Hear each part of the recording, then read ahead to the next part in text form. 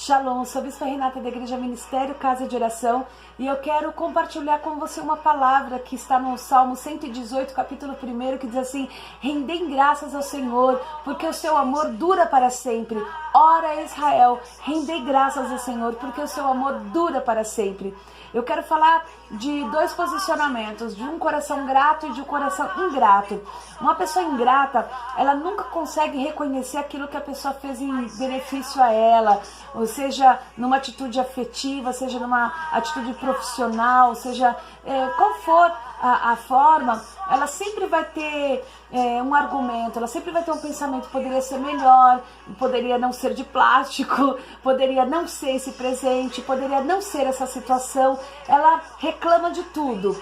Mas a pessoa que tem um coração grato, ela reconhece com gratidão, com afetividade, ela é grata às atitudes das pessoas. E eu tenho duas situações que eu aprendi muito com o Senhor. A primeira é ser ingrata. Eu pedi ao Senhor um emprego e o Senhor me deu um emprego no banco, de atendimento em um banco lá na Avenida Paulista, e eu amo trabalhar na Avenida Paulista, né? Logo de manhã você vê aqueles executivos, aquelas mulheres lindas, maravilhosas, aqueles perfumes assim que você sai, se mistura e, meu Deus do céu, bom demais, eu amo perfume, bons perfumes. E eu tomava café no Boulevard ali, nossa, um lugar maravilhoso para tomar café, e eu me sentia.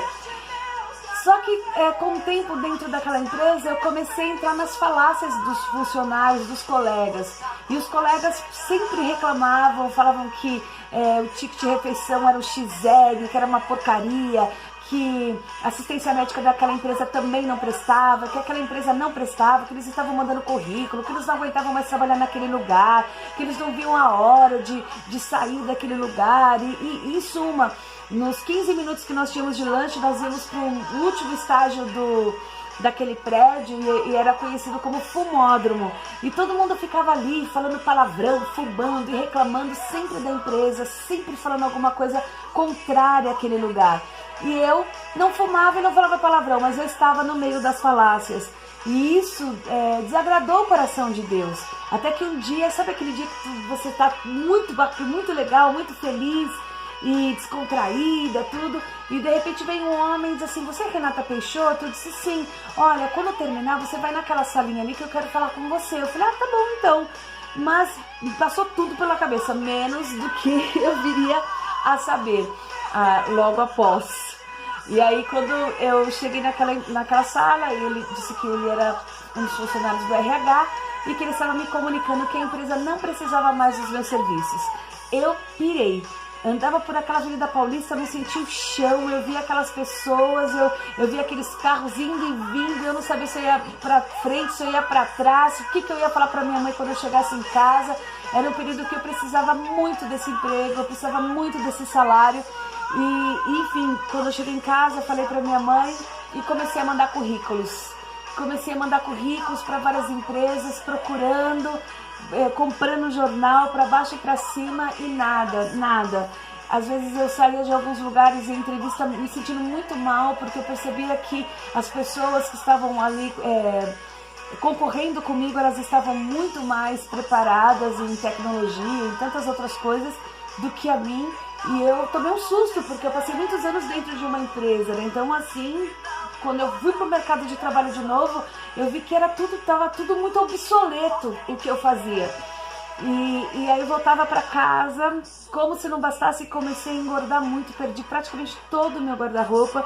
Eu sobrevivi com uma calça jeans, um tênis e duas blusinhas que eu lembro que minha mãe me deu de Natal.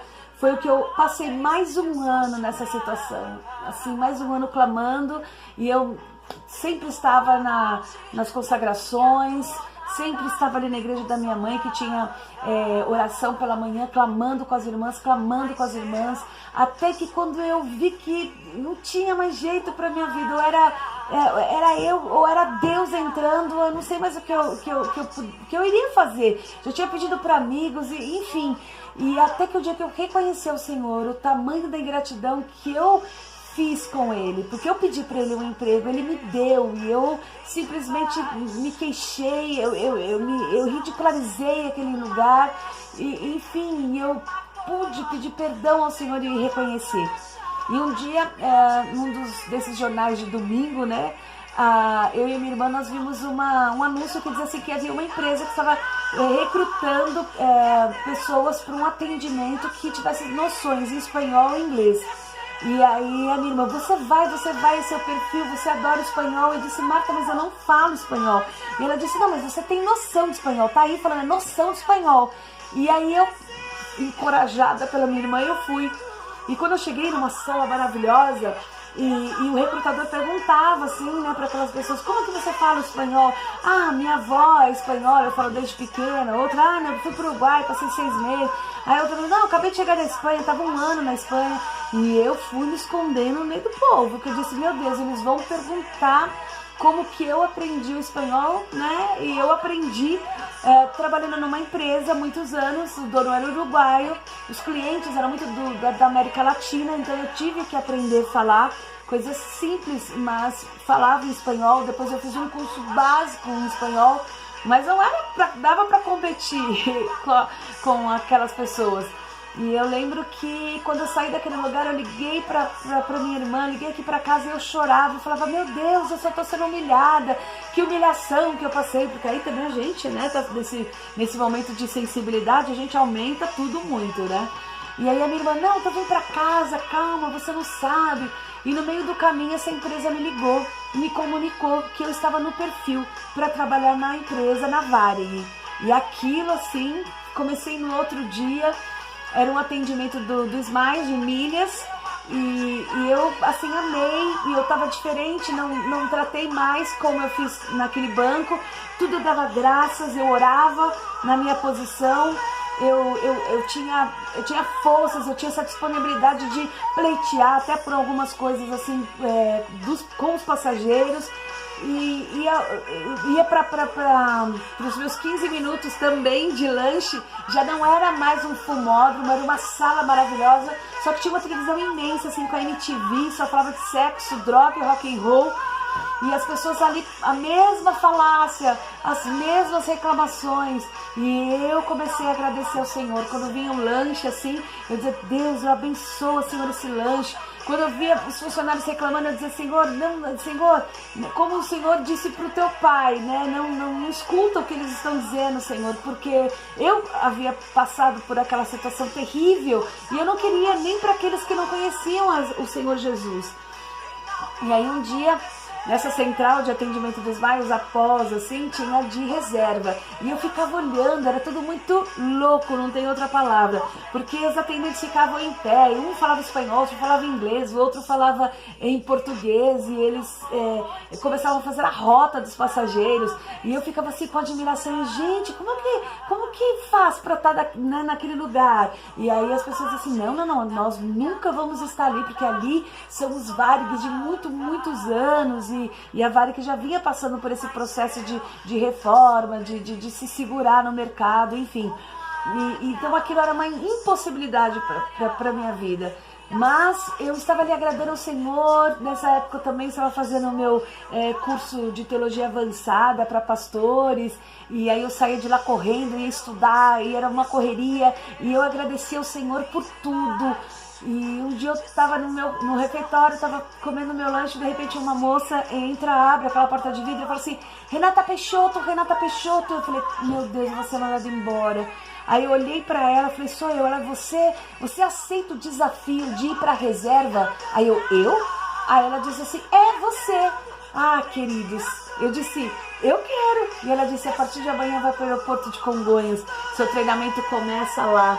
E eu fui para reservas, e todas as vezes que eu tive que atender em espanhol, Deus me deu graça, eu consegui falar, e às vezes percebe-se, às vezes era um atendimento bem complexo, de rota, de passageiro que perdeu voo. Então, assim, foi tremendo a fidelidade de Deus, mas como eu aprendi a ser grato ao Senhor. Quanto mais você for grato ao Senhor, reconhecer o cuidado de Deus na sua vida, eu quero te dizer que o impossível vai acontecer.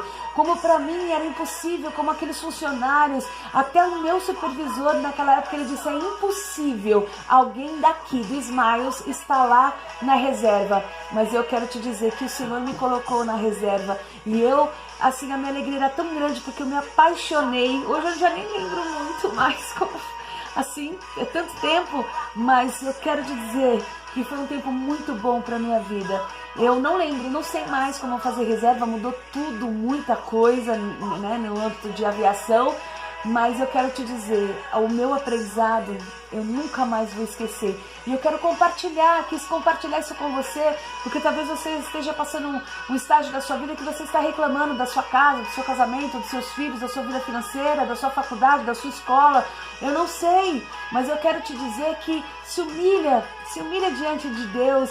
Deus tem algo para você, sabe? Deus não resiste a um coração quebrantado, um coração verdadeiro, que reconhece as suas fraquezas e reconhece que é dependente de Deus e que precisa do Senhor em tudo. Queridos, eu vivo hoje, sabe, à mercê do Senhor, e o Senhor nunca me deixou, nunca o Senhor me abandonou, e o Senhor nunca vai te abandonar. Eu trabalhei nessa empresa até o dia que se cumpriu uma palavra de muitos anos atrás, que o Senhor disse que chegaria um dia que eu não trabalharia mais para o homem, somente para Deus. E aí teve um processo, aconteceu uma coisa, um probleminha no meu pé, eu fui para o INSS, fiquei 4 anos afastado da empresa, e nesse tempo eu trabalhei com muito afinco na obra do Senhor. E depois de 4 anos, assim, do dia para a noite também eu me vi fora do INSS, voltando para a empresa, fui mandada embora, não tinha salário, e eu precisei desenvolver a fé e acreditar que Deus iria suprir a minha necessidade.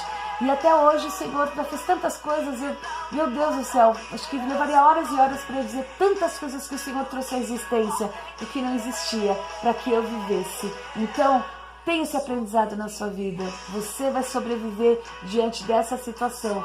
E Deus é na sua vida. Shalom.